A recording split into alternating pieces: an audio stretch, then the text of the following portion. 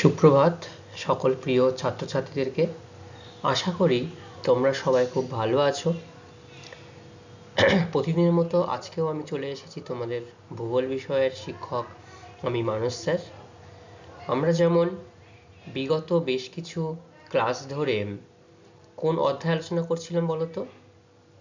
বায়ুমণ্ডল যে অধ্যায়, সে অধ্যায় সম্পর্কে আমরা আলোচনা করছিলাম।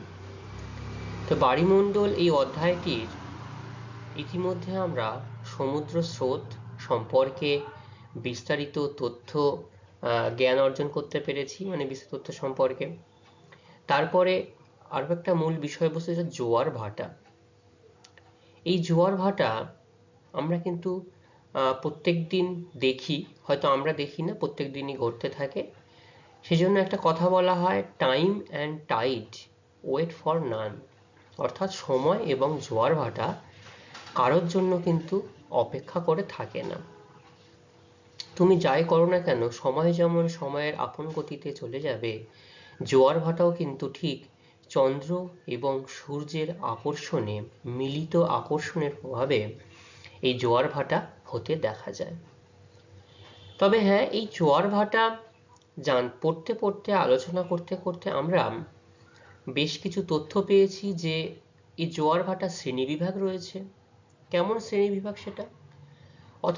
অর্থাৎ কোথাও দেখা যাচ্ছে চন্দ্র এবং সূর্যের মিলিত আকর্ষণের ফলে কোনো জায়গায় যদি মুখ্য জোয়ার হয়, ঠিক তার বিপরীত স্থানে কি হয়? সেখানে গৌণ জোয়ার হয়। আবার এটাও জানলাম, কোনো একটা স্থানে প্রতিদিন কিন্তু দুবার করে জোয়ার, আবার দুবার করে ভাটা হয়। এবং কেন জোয়ার ভাটা হয় সেটা আমরা জানলাম কি? চাঁদ এবং সূর্যের মহাকর্ষ শক্তির প্রভাবে একটা, তাই তো নাকি? আর একটা হচ্ছে পৃথিবীর কেন্দ্র বহির্মুখী বলের প্রভাবে। তো মূলত এই দুটি কারণের জন্য আমাদের এই পৃথিবীতে জোয়ার ভাটা হতে দেখা যায়। বিভিন্ন জায়গায় জোয়ার এবং ভাটা আমরা লক্ষ্য করতে পারি। তো তার কি কারণ রয়েছে বা তার কি শ্রেণীবিভাগ রয়েছে, আরো কোন কোন অবস্থায় অমাবস্যা তিথিতে একরকম জোয়ার ভাটা হতে দেখা যায়, পূর্ণিমা তিথিতে একরকম হতে দেখা যায়, এবং এই সময় চাঁদের অবস্থান কেমন থাকে, সরল রেখায় থাকলে পৃথিবী কি চাঁদ আর সূর্যের মাঝখানে থাকবে, না পৃথিবী একদিকে থাকবে, সেগুলো আমরা ভরা কটাল, মরা কটালের ক্ষেত্রে এগুলো আমরা দেখেছি, তাই তো?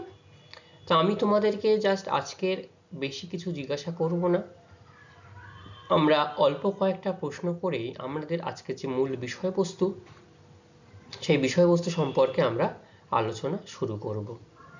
কি রয়েছে সেই বিষয়বস্তুতে? প্রথমত রয়েছে মুখ্য জোয়ার। আমাকে বলো, মুখ্য জোয়ার কাকে বলা হয়? হ্যাঁ, একদম ঠিক। পৃথিবী তার নিজের কক্ষের ওপর যখন আবর্তন করতে করতে ঠিক যে অংশটা চাঁদের সামনে আসে, তাই তো? এবং সরাসরি চাঁদের কিসের প্রভাবে জোয়ার হয়? ভেরি গুড, চাঁদের মাধ্যাকর্ষণ শক্তির প্রভাবে সেখানে যে জোয়ার সংগঠিত হয় বা জোয়ার হতে দেখা যায়, সেটাকে বা সেই জোয়ারকে আমরা কি জোয়ার বলি? মুখ্য জোয়ার বা প্রত্যক্ষ জোয়ার বলা হয়, তাই তো? এই মুখ্য জোয়ার এবং এই প্রত্যক্ষ জোয়ারের কি বৈশিষ্ট্য আমরা লক্ষ্য করতে পারি? এই মুখ্য জোয়ারের বৈশিষ্ট্য লক্ষ্য করতে পারি যে ভূপৃষ্ঠে চাঁদের মহাকর্ষ শক্তির প্রভাবেই কিন্তু এই মুখ্য জোয়ার হয়ে থাকে। আর কোনো একটি স্থানে দুটি মুখ্য জোয়ারের সময়ের ব্যবধান কত? ভেরি গুড, 24 ঘন্টা 48 মিনিট 45 সেকেন্ড পর আবার সেই স্থানে কিন্তু মুখ্য জোয়ার হয়। কারণ পৃথিবী যখন নিচে কক্ষের উপর আবর্তন করে, তাহলে প্রত্যেক একটা দিন যখন অতিক্রান্ত হয়, অর্থাৎ 24 ঘন্টা, তাহলে পৃথিবীর যে কোনো প্রান্ত একবার করে ঠিক চাঁদের সামনে আসবে। তাহলে ঠিক একবার করে যে অংশ চাঁদের সামনে আসছে, সেই স্থানেই জোয়ার হচ্ছে। বিপরীত স্থানে কি হচ্ছে? বিপরীত স্থান অর্থাৎ প্রতিপাদ যে স্থান, সেখানে এই চাঁদের মাধ্যাকর্ষণ শক্তি কি সমানভাবে কাজ করে এই মুখ্য জোয়ারের মতো? চাঁদের মাধ্যাকর্ষণ শক্তি সমানভাবে কাজ করে না। কেন কাজ করে না? কারণ এই যে কেন্দ্রাতিক বল আর তার সঙ্গে পৃথিবীর ব্যাসার্ধ, অর্থাৎ কেন্দ্রাতিক বল কত? 4800 কিলোমিটার, আর পৃথিবীর ব্যাসার্ধ কত? 6400 কিলোমিটার। তাহলে এই দুটোকে যোগ করলে চাঁদের কেন্দ্র থেকে পৃথিবীর অপর প্রান্ত অর্থাৎ প্রতিপাদ স্থানের দূরত্ব কত দাঁড়াচ্ছে বলতো? একদম ঠিক 11200 কিলোমিটার। তা যেহেতু এই 11200 কিলোমিটার দূরত্ব লক্ষ্য করা যাচ্ছে, তো সেখানে কিন্তু চাঁদের মাধ্যাকর্ষণ শক্তি সেখানে আর কার্যকরী হতে দেখা যায় না। সেখানে কিসের বল কাজ করে? সেখানে আবর্তন গতির ফলে, যে পৃথিবী আবর্তন হচ্ছে, আবর্তন গতির ফলে সৃষ্ট কেন্দ্র বিমুখ শক্তির প্রভাবে সেই অংশে বা সেই স্থানে যে জোয়ার লক্ষ্য করা যায় তাকে গৌণ জোয়ার বলা হয়। আর ঠিক তার সমকোণে অবস্থিত যে স্থানগুলো লক্ষ্য করা যায়, সেই স্থানে কিসের জোয়ার লক্ষ্য করা যাবে? সেইখানটাতে লক্ষ্য করা যাবে ভাটা, সেই দুটি স্থানে। অর্থাৎ এই ভাটা যেখানটায় হচ্ছে, কারণ সেই স্থানের জল কিন্তু এই জোয়ারের স্থানের দিকে, মুখ্য জোয়ার বা গৌণ জোয়ারের স্থানের দিকে অগ্রসর হয় বলে সেই স্থানে কিন্তু জলের স্তর নেমে যায়। এইভাবেই দিনের পর দিন আমাদের এই পৃথিবীতে ভূপৃষ্ঠে অর্থাৎ জলরাশি, যেখানে প্রবহমান জলধারা, যেখানটাতে চাঁদ এবং সূর্যের আকর্ষণ লক্ষ্য করা যায়, সেখানে কিন্তু এইভাবেই জোয়ার এবং ভাটা সংঘটিত হতে দেখা যায়। ঠিক আছে? আচ্ছা, আমি আরো একটা জিনিস জিজ্ঞাসা করব, বলো তো মরা কোটাল কাকে বলা হয়? মরা কোটাল? হ্যাঁ, মরা কোটাল হচ্ছে যখন, সময়টা আমাকে বলতে হবে কোন সময়, কৃষ্ণ ও শুক্ল পক্ষের অষ্টমী তিথিতে যখন চাঁদ এবং সূর্যের পরস্পর বিরোধী আকর্ষণ বল কাজ করে এবং সেখানটাতে সমুদ্রপৃষ্ঠে সবচেয়ে দুর্বল জোয়ার হতে দেখা যায়। কেন দুর্বল জোয়ার হতে দেখা যায়? সমকোণে অবস্থান করছে, তখন চাঁদও পৃথিবীর জলকে তার দিকে যেমন আকর্ষণ করে, সূর্যও সেরকম একই রকম ভাবে পৃথিবীর জলকে তার নিজের দিকে আকর্ষিত করার চেষ্টা করে। অর্থাৎ আমি কালকে বলেছিলাম দুজনের মধ্যে দ্বন্দ্ব সৃষ্টি হয়, দুজনে দেখাতে চায় কার বেশি, মানে কার মাধ্যাকর্ষণ শক্তি বা আকর্ষণ বল বেশি কাজ করে। এই হওয়ার জন্য এইখানটাতে কিন্তু সেই কোনো দিকেই জোর লক্ষ্য করা যায় না, ফলে এখানটাতে মরা জোয়ার লক্ষ্য করা যায়। তাই তো? এই মরা জোয়ার হলে, অর্থাৎ মরা কোটাল হলে, ভরা কোটাল অপেক্ষা মরা কোটালে প্রায় 20% জল কম উত্থিত হতে দেখা যায়। কারণ মরা জোয়ার, কথায় আছে মরা জোয়ার অর্থাৎ সেই যে অবস্থায় ভরা জোয়ার, যেমন আমরা লক্ষ্য করতে, ভরা জোয়ার কখন হয়? যখন চাঁদ, সূর্য এবং পৃথিবী একই সরল রেখায় অবস্থান করে এবং পৃথিবী যদি সেখানে মাঝখানে থাকে, তাহলে সেখানে কিন্তু চাঁদ এবং সূর্যের আকর্ষণ বল সেখানে সমানভাবে কাজ করছে, তাই তো? আর অমাবস্যা তিথিতে আরো সব থেকে ভালো হয়, তখন কি হচ্ছে, পৃথিবী ঠিক একটা নির্দিষ্ট দিকে অবস্থান করে এবং তার পাশে চাঁদ, তার পাশে পৃথিবী, অর্থাৎ একই সরল রেখায় এবং একই দিকে যদি অবস্থান করে, তখন এখান থেকে যেমন চাঁদের আকর্ষণ পৃথিবী পাচ্ছে, আবার এই স্থান থেকে সূর্যের আকর্ষণ পৃথিবী পাচ্ছে। তাহলে এই রকম আকর্ষণ বল বেশি হওয়ার জন্য এখানটায় কিন্তু এই অমাবস্যা তিথিতে কিন্তু ভরা কোটাল হতে দেখা যায়। ঠিক আছে? এবং আমরা ভরা কটাল আর মরা কটালের মধ্যে পার্থক্য আলোচনা করেছিলাম। দুটো পার্থক্য আমাকে বলো। ভরা কটালের সময় জলের উত্থান বেশি হয় আর মরা কটালের সময় কম হয়, তাই তো? আর ভরা কটালের সময় কি হয়, চাঁদ সূর্য পৃথিবী একই সরলরেখায় অবস্থান করে, খুব ভালো বলেছো। আর মরা কটালের ক্ষেত্রে এরা সমকোণে অবস্থান করে এবং পরস্পর বিরোধী আকর্ষণ বল এখানে কার্যকরী ভূমিকা পালন করে থাকে। তাহলে এই পর্যন্তই আমরা গত দিনের ক্লাসে বিস্তারিতভাবে আলোচনা করেছিলাম। আজকে আমরা ঠিক তার পরবর্তী অংশ থেকে মূল যে বিষয়বস্তু আছে সেই বিষয়বস্তু সম্পর্কে আমরা আলোচনা করব। তাহলে তোমরা দশম শ্রেণীর ছাত্রছাত্রী, এই দশম শ্রেণীর ছাত্রছাত্রী তৃতীয় অধ্যায়ের যে বায়ুমণ্ডল অধ্যায় আমরা বেশ কয়েকদিন ধরে আলোচনা করছি, তার জোয়ার ভাটার সময়ের ব্যবধান, মূলত আজকে এই বিষয়বস্তু নিয়ে আমরা আজকের আলোচনা করব। জোয়ার ভাটার সময়ের ব্যবধান কি আছে দেখি। এই জোয়ার ভাটার সময়ের ব্যবধান দেখো, আমি তোমাদেরকে বারবার বলছি যে প্রত্যেকটা স্থানে প্রত্যেক দিন দুবার করে জোয়ার আর দুবার করে ভাটা হয়, কিন্তু তার সঙ্গে সঙ্গে এটাও মনে রাখতে হবে প্রত্যেক দিন কিন্তু একই সময়, মানে ধরো আজকে যদি সকাল 10টার সময় জোয়ার হয়, কালকে কিন্তু সকাল 10টায় জোয়ার হবে না। প্রত্যেক দিন এই সময়টা একটু একটু করে পরিবর্তন হতে শুরু করে।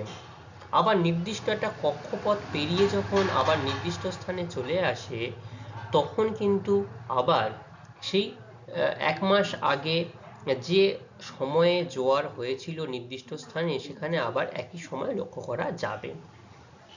ঠিক আছে, তো কারণটা আমরা জানি। আজকে জোয়ার ভাটার সময়ের ব্যবধান কি কারণ লক্ষ্য করা যায়, যে ভূপৃষ্ঠের প্রতিটি স্থান কি হচ্ছে, নিয়মিতভাবে দুবার করে জোয়ার হচ্ছে এবং ভাটা হচ্ছে, কিন্তু ওই নির্দিষ্ট স্থানে প্রতিদিন একই সময়ে জোয়ার ভাটা হয় না, সময়ের কিছুটা পার্থক্য লক্ষ্য করা যায়।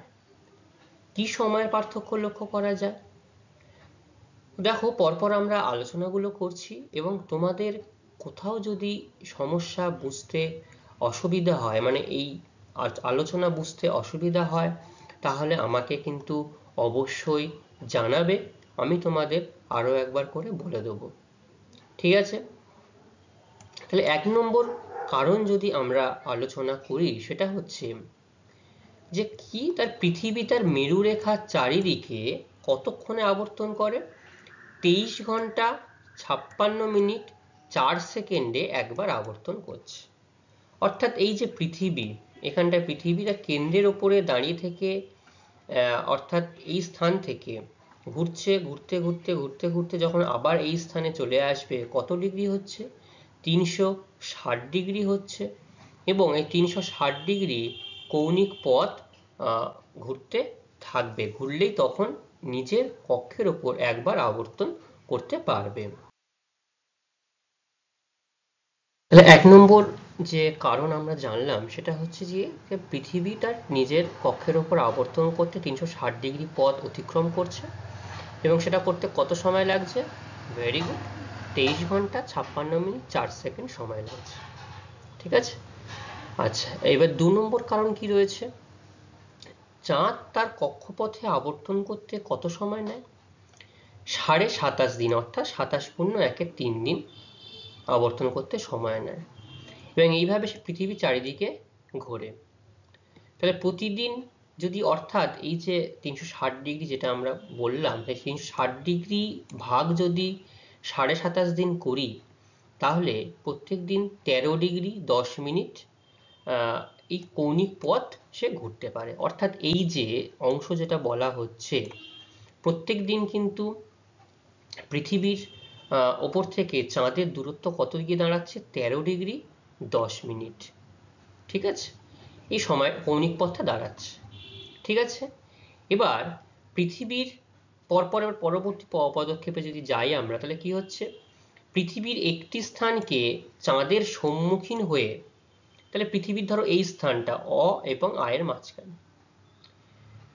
এই যে স্থানটা চাঁদের সম্মুখীন হয়ে মুখ্য জোয়ার হওয়ার, তাহলে এই মুখ্য জোয়ার এখানটায় হচ্ছে, মুখ্য জোয়ার এইখানটায় এই স্থানটায় মুখ্য জোয়ার হচ্ছে, মুখ্য জোয়ার হওয়ার একদিন পর চাঁদের সামনে আসতে আরো 13 ডিগ্রি 14 অর্থাৎ 14.6 সেকেন্ড কৌণিক পথ অতিক্রম করতে হয়।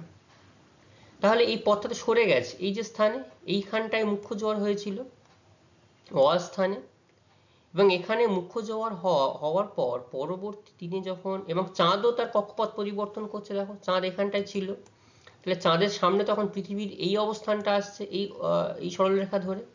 চাঁদের দ্বিতীয় দিনের অবস্থান এটা, প্রথম দিনে এইখানটায় ছিল, দ্বিতীয় দিনে এইখানটায় আসছে, তাহলে এইখানটাতে মুখ্য জোয়ার হচ্ছে আবার। তাহলে সেইটা অতিক্রম করতে কত ডিগ্রির পথ আরো বেশি সময় লাগছে, অতিরিক্ত সময় 13 ডিগ্রি 10 মিনিট।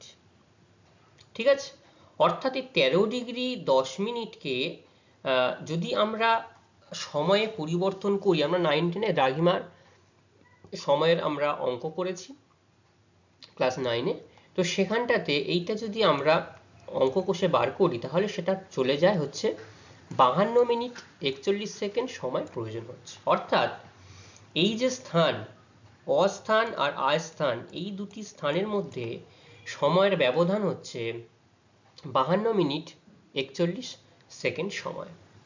ঠিক আছে, তাই পরবর্তী মুখ্য জোয়ার সংঘটিত হতে মোট সময় লাগছে 23 ঘন্টা 56 মিনিট 4 সেকেন্ড, যেটা আমরা যেটা পৃথিবীর আবর্তন করতে সময় লাগছে, এবং তার সঙ্গে যদি 52 মিনিট 41 সেকেন্ড যোগ করি তাহলে আমার মোট সময় দাঁড়াচ্ছে 24 ঘন্টা 48 মিনিট 45 সেকেন্ড। ঠিক আছে, তাহলে সেই জন্য দুটি মুখ্য জোয়ারের সময়ের ব্যবধান 24 ঘন্টা 48 মিনিট 45 সেকেন্ড দাঁড়াচ্ছে। বোঝা গেল ব্যাপারটা?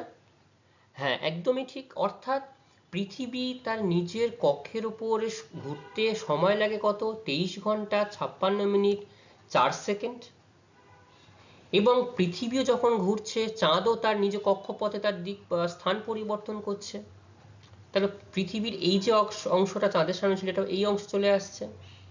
তাহলে এই যে অংশটা কত, সেটা ভেরি গুড 13 ডিগ্রি 10 মিনিট। ঠিক আছে, এই 13 ডিগ্রি 10 মিনিটকে যদি আমরা মিনিটে কনভার্ট করতে পারি সেটা দাঁড়াচ্ছে কত? 52 মিনিট। অর্থাৎ 1 ডিগ্রি সমান সমান কত হয়? 4 মিনিট। তাহলে 13 4 52 মিনিট আর 41 সেকেন্ড সময় নেওয়া হচ্ছে। সব মিলিয়ে একবার মুখ্য জোয়ার হওয়ার পর পরবর্তী মুখ্য জোয়ার হতে সময় লাগবে 24 ঘন্টা 48 মিনিট 45 সেকেন্ড। এটা কিন্তু তোমাদেরকে মাথার মধ্যে একদম সুন্দরভাবে মনে রাখতে হবে। আবার এইটা যদি আমি চাঁদের আরো একটা দিন ধরি, তাহলে পরবর্তী দিন কিন্তু আবার ঠিক এইরকম ভাবে এই 13 ডিগ্রি একটা সরলরেখা হবে। এখানে ওই সময়টা 52 মিনিট অতিক্রান্ত করতে সময় লাগছে, যেটা অতিক্রম করতে সময় লাগবে একই রকম ভাবে। অর্থাৎ এই আ স্থান থেকে যদি হ্রস্ব স্থান এখানে যদি আমি লিখি, এই যদি তৃতীয় স্থান যদি আমি লিখি, তাহলে এখানটাতেও সময় লাগবে একই রকম ভাবে 24 ঘন্টা 48 মিনিট 45 সেকেন্ড।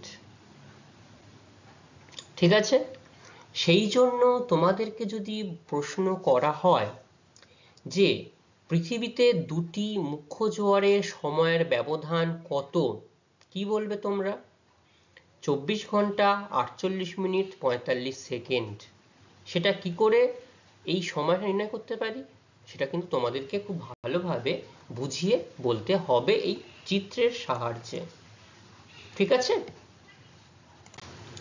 আচ্ছা, পরবর্তী যে 4 নম্বর পয়েন্ট সেটা কি ছিল?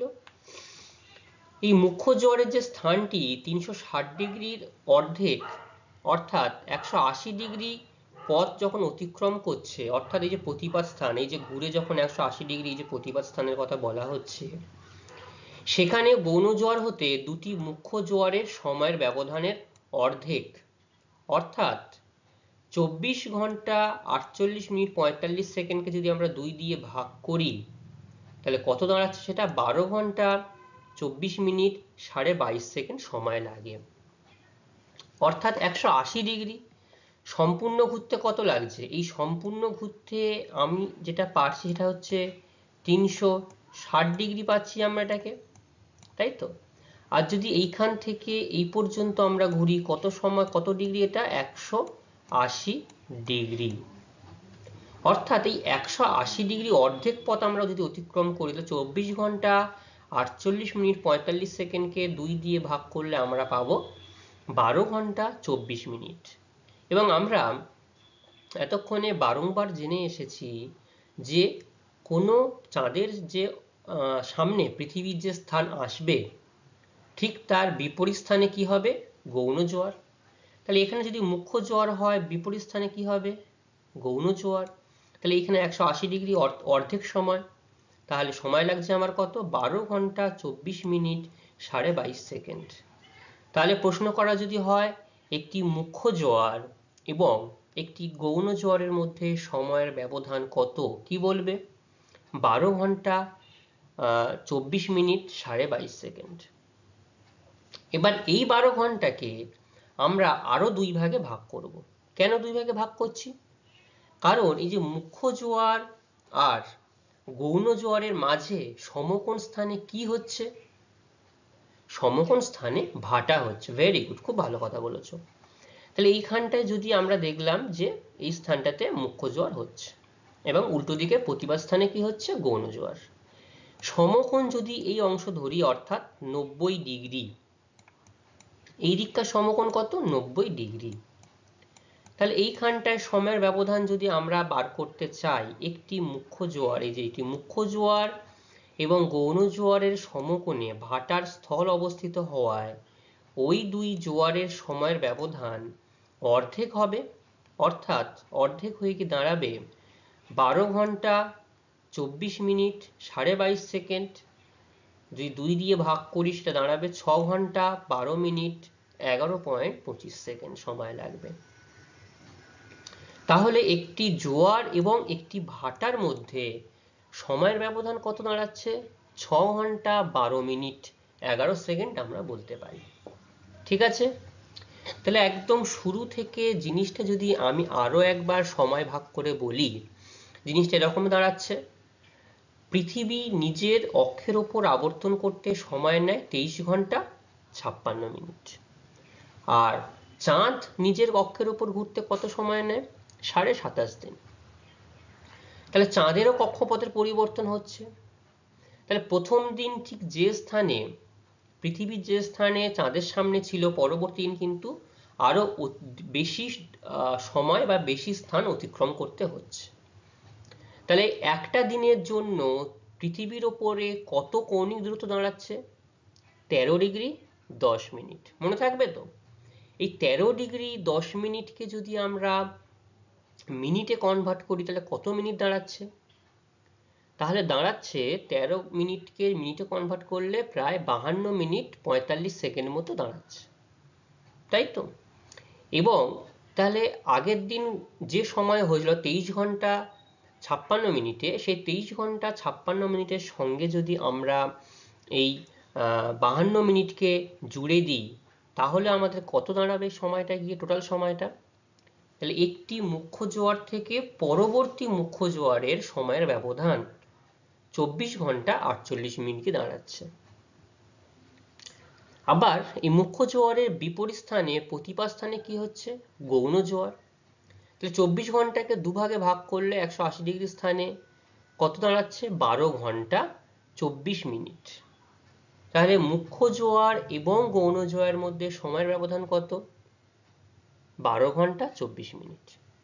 আবার একটি মুখ্য জোয়ার গৌণ জোয়ারের সঙ্গে ভাটার ব্যবধান কত? ভাটা হয় কোথায়? 90 ডিগ্রি সমকোণ স্থানে। তাহলে সেটাকে যদি আমরা 2 দিয়ে ভাগ করি কত দাঁড়াবে? 6 ঘন্টা 12 মিনিট সময় দাঁড়াবে। তাহলে সময়টা বুঝতে পারলে? খুব ভালোভাবে কিন্তু তোমাদের এটাকে মনে রাখতে হবে জোয়ার ভাটার সময়টাকে। এবার আমরা জানবো সিজিগি অবস্থান। এই সিজিগি কি? এই সিজিকি হচ্ছে এমন একটা সরলরৈখিক অবস্থান যেখানে চাঁদের কেন্দ্র পৃথিবী ও সূর্যের কেন্দ্রের সঙ্গে একই সরল রেখায় অবস্থান করে। তাহলে চাঁদ, সূর্য এবং পৃথিবী একই সরলরৈখিক স্থানে অবস্থান করছে। দেখো এখানে তিনটে ছবি আমি বিভিন্নভাবে দেখিয়েছি। এখানটাতে এই সিজিকিকে দুভাগে ভাগ করা যায়, একটা হচ্ছে সংযোগ আর একটা হচ্ছে প্রতিযোগ, অর্থাৎ ইংলিশে একটা হচ্ছে কনজাংশন আর একটা হচ্ছে অপোজিশন। ঠিক আছে, তো এই একই সরলরেখা অবস্থান করলে কি দাঁড়াচ্ছে অবস্থানটা? চাঁদ, পৃথিবী ও সূর্যের সরলরৈখিক অবস্থানকে সিজিগি বা যোগবিন্দু বলা হয়। তাহলে সিজিগি বা যোগবিন্দু কাকে বলা হয়, পুরো জিনিসটা তোমরা সবাই বুঝতে পারলে? আচ্ছা, যখন চাঁদ, সূর্য, পৃথিবী একই সরলরেখায় অবস্থান করবে এবং সেই সূর্যের সরলরৈখিক অবস্থানকে সিজিগি বা যোগবিন্দু বলা হয়। এর প্রভাবে চাঁদ এবং সূর্যের মিলিত আকর্ষণে এবং জোয়ারের প্রাবল্য সবচেয়ে বেশি হয়, যেটা ভরা কটাল এই সিজিগিতে হয়।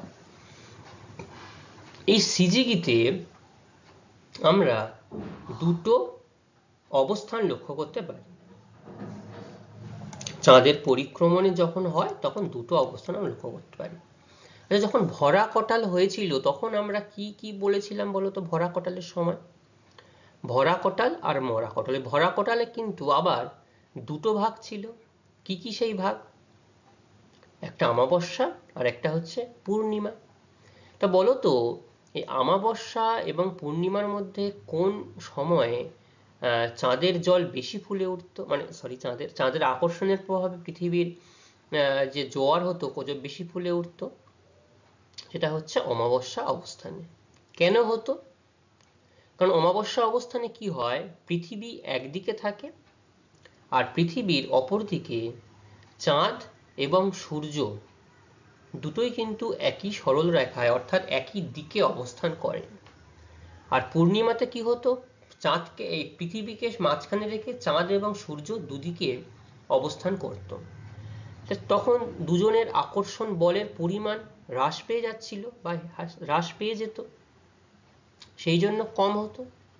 এখানেও একই রকম ভাবে আমরা সংযোগ অবস্থানটা দেখব।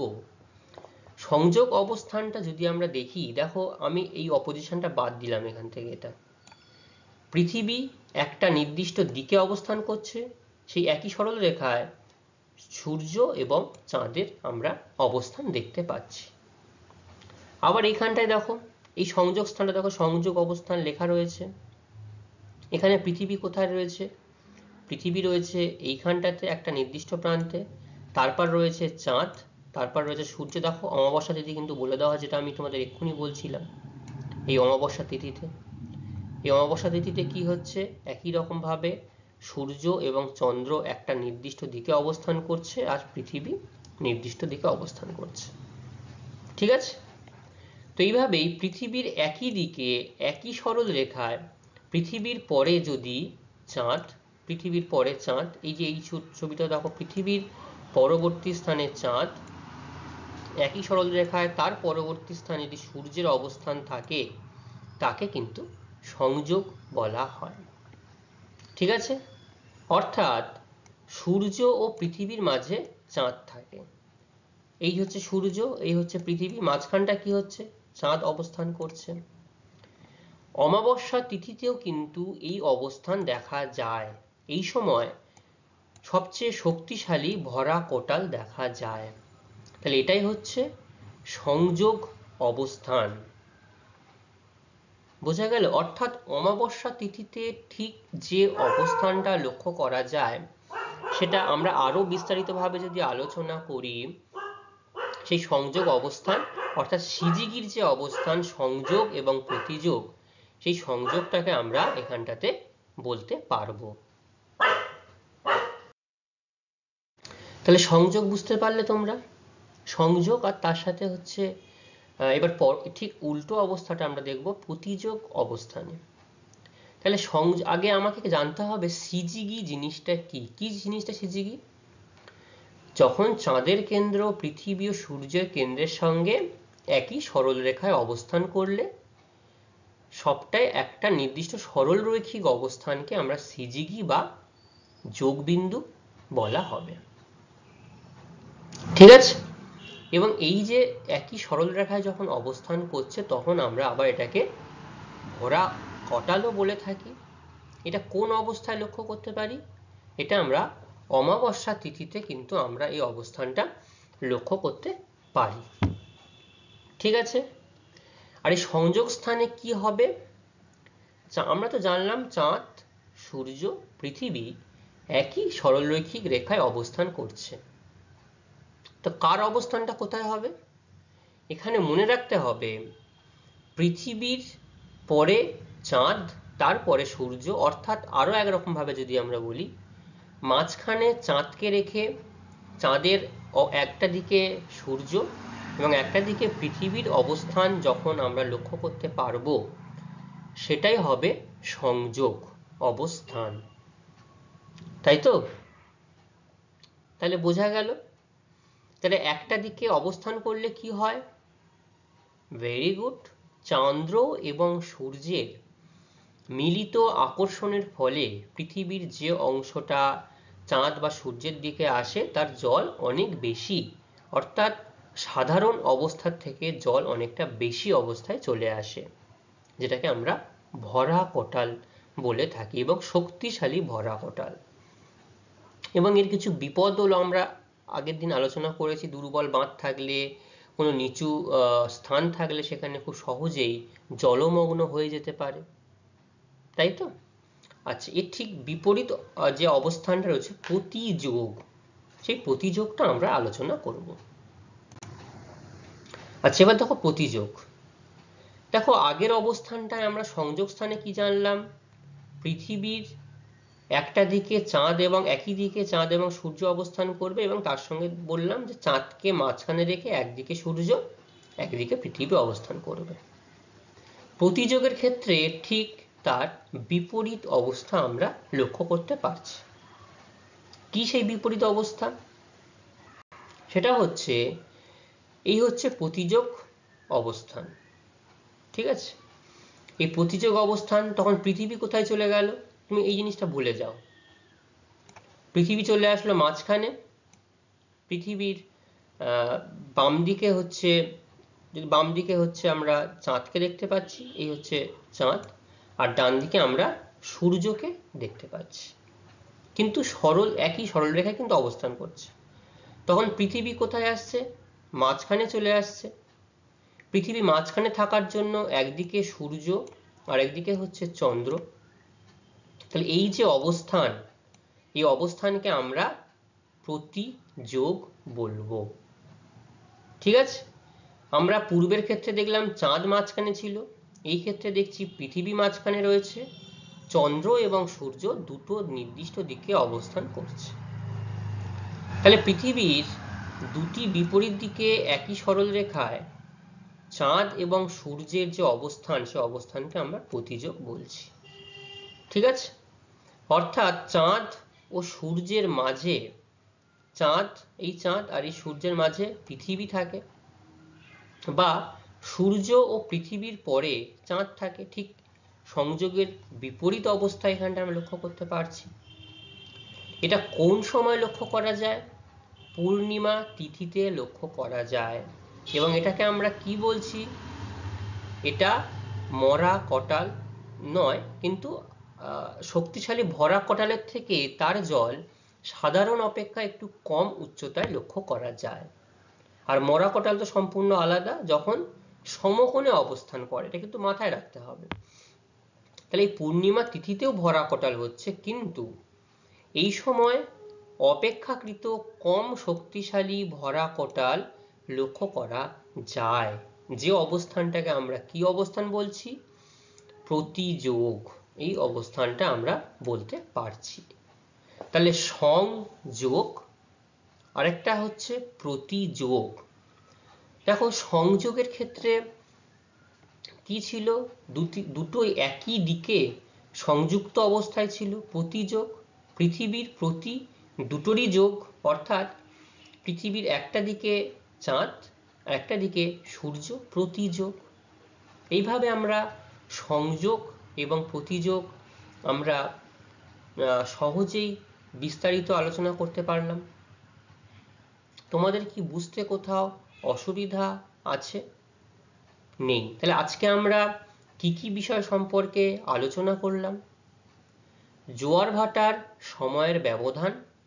এই জোয়ার ভাটার সময়ের ব্যবধান, এই জিনিসটা কিন্তু তোমাদেরকে খুব ভালোভাবে মাথার মধ্যে রাখতে হবে, কারণ তোমাদেরকে যদি প্রশ্ন করা হয় ঘুরিয়ে ফিরিয়ে দুটি মুখ্য জোয়ার, দুটি গৌণ জোয়ার, বা একটি মুখ্য জোয়ারের সাথে একটি গৌণ জোয়ার, একটি মুখ্য জোয়ারের সঙ্গে ভাটার সময়ের ব্যবধান শুধু কিভাবে হয় তাই নয়, কিভাবে হয় ছবি এঁকে অঙ্কের মাধ্যমে, মানে যে ক্যালকুলেশনটা আমরা দেখালাম যে কৌণিক দূরত্বের জন্য 52 মিনিট অতিরিক্ত সময় অতিক্রম করতে হয়, সেটাও কিন্তু তোমাদেরকে সম্পূর্ণ আলোচনা করে দেখিয়ে দিতে হবে। সময়ের ব্যবধানের পরে আমরা আর কি আলোচনা করলাম? সিজিগি অবস্থান, তাই তো? এই সিজিগি অবস্থান আমরা জানলাম যে চাঁদ, সূর্য এবং পৃথিবী একই সরলরৈখিক রেখায় অবস্থান করে, তাই তো? এবং সংযোগের ক্ষেত্রে দেখা যাচ্ছে একটা নির্দিষ্ট চিত্র লক্ষ্য করা যায়, তার অবস্থানটা পরিবর্তন হয়ে যাচ্ছে। সংযোগের ক্ষেত্রে চাঁদকে মাঝখানে রেখে একদিকে পৃথিবী আর আরেকদিকে সূর্য, অর্থাৎ পৃথিবীর একই দিকে চাঁদ এবং সূর্য অবস্থান করে। প্রতিযোগের ক্ষেত্রে পৃথিবী চলে আসলো চাঁদের জায়গায়, তখন পৃথিবীর একটা দিকে সূর্য আর একটা দিকে চাঁদ অবস্থান করতে দেখা যাচ্ছে। তাহলে এই অবস্থানগুলো কিন্তু পরিবর্তনের জন্যই সংযোগ অবস্থান একটা হচ্ছে, প্রতিযোগ অবস্থান হচ্ছে। সংযোগ অবস্থানে শক্তিশালী ভরা কটাল হয়, আর প্রতিযোগ অবস্থানে কি হয়? অপেক্ষাকৃত কম শক্তিশালী ভরা কটাল লক্ষ্য করা যায়। ঠিক আছে, বোঝা গেল? আচ্ছা, তাহলে আজকে আমাদের এই পর্যন্ত আলোচনার বিষয়বস্তু ছিল। তাহলে আজকে আমরা এতক্ষণে যে পর্যন্ত যা বিষয়বস্তু আলোচনা করলাম, সেইখান থেকে এই গুরুত্বপূর্ণ প্রশ্নগুলো আমি তোমাদের সামনে রাখলাম। এই নির্দিষ্ট প্রশ্নগুলো যেটা প্রত্যেকদিনই বলে থাকি, টেক্সট বই থেকে খুব ভালোভাবে তোমাদেরকে এটা দেখে আসতে হবে, আলোচনা করে আসতে হবে। কেন বলো তো? তোমাদের নিজস্ব ভালোর জন্য, এবং তারপরেও আমরা যে অংশ আলোচনা করছি নিজেরা কতটা বুঝেছো তার মূল্যায়ন করার জন্য এটাও আমরা দেখব যে তোমরা আরো কতখানি বুঝতে পেরেছো, এবং এটা করার পরেও যদি তোমাদের কোথাও কোনো সমস্যা থাকে আমাকে পরের দিন পরবর্তী ক্লাসে অবশ্যই বলবে, তাই তো? আচ্ছা, তাহলে আজকের এই প্রশ্নগুলো যেগুলো দিয়েছি তোমরা সবাই ভালোভাবে নোট ডাউন করে নাও, নির্দিষ্টভাবে সবাই দেখে আসবে এগুলো, ঠিক আছে? তাহলে আজকের ক্লাস এই পর্যন্তই থাকবে। পরবর্তী ক্লাসে আবার আমরা পরবর্তী অংশ সম্পর্কে আলোচনা করব। সবাই খুব ভালো থাকবে, সবাইকে অসংখ্য ধন্যবাদ।